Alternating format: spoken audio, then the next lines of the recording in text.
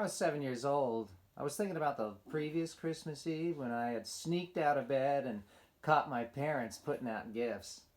Mom waved me away with her lit cigarette, winked at Dad, and said, "Silly, we're setting out gifts for each other, all right? Now go to bed."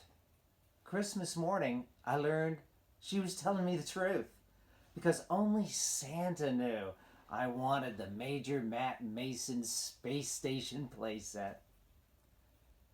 However, the following year, my friends at Box Canyon Elementary said Santa was made up.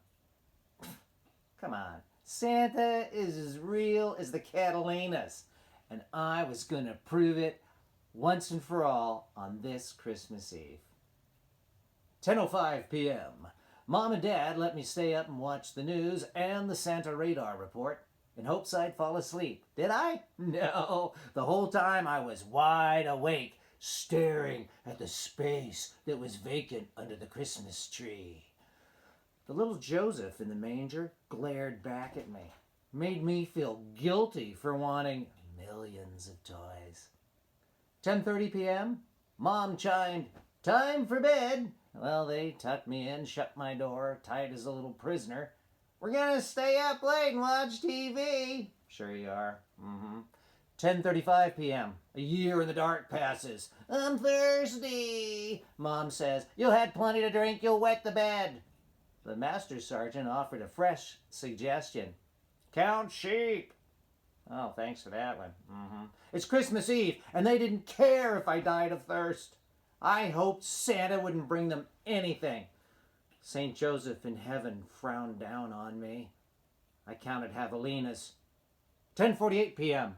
I heard Johnny Carson from the living room. I whined, "I need to go to the bathroom." Mom turned on the hall light. I peeked down the hall. I saw our tree. The floor beneath it was bare. The gift zone was empty, but I knew it was waiting for the man. 11:05. Toddled out to the living room, pretending to have just woken up. "Is it Christmas yet?" "Get to bed, mister." "I can't sleep. Read a story to me." Guilt bent Mom every time. Every Christmas she read the same newspaper clipping to me she had cut out and kept forever. It was a version of The Night Before Christmas by authors unknown that was published by the Tucson Citizen's wonderful late columnist Don Shelley. "'Tis the night before Christmas, and all through the casa not a creature is stirring. Caramba! ¿Qué pasa?" The stockings are hanging con mucho cuidado in hopes that San Nicolas will feel obligado to leave a few cosas aquí and allí for Chico y Chica y something for me. Mom stopped reading, saw that I was still wide awake, sighed, and kept reading. "Los niños are snuggled, all safe in their camas, some in vestidos and some in pajamas. Their little cabezas all full of good things. They're all esperando que Santa will bring. Papa in a t-shirt is grinding nixtamal while Buñuelo Saroma wafts down the hall. Mama at la estufa stirs up chili rojo for tamales que Santa will enjoy. Y como?"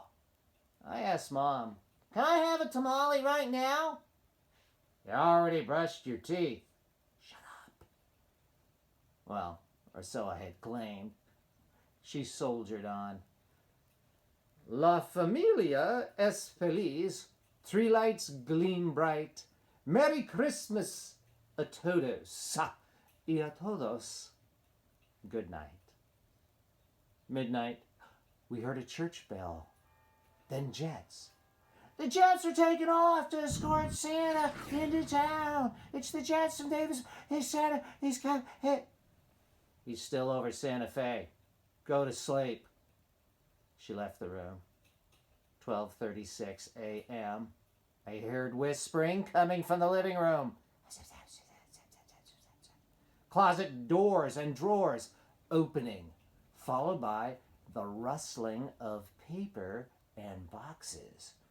I knew what they were up to.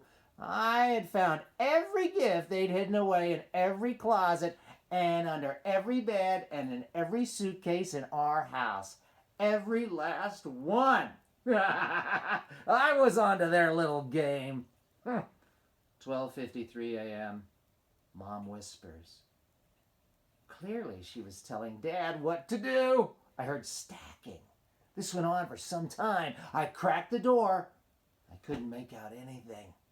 1:03 a.m. Dad says, "We're done here." One by one, the lights went out. In the darkness, I listened for sleigh bells. I couldn't make my move until I knew Mom and Dad were fast asleep. So I decided to pass the time by listing the toys I had asked Santa for. And I had begun to... 5:34 a.m. When I woke up Christmas morning, I was as mad at myself as the Roman soldiers who had guarded Christ's tomb and slept through the main event. On the plus side, I took inventory of the toy haul and noted there were some extra big gifts, which had obviously been delivered by St. Nick himself. I loved my new G.I. Joe and my Hot Wheels.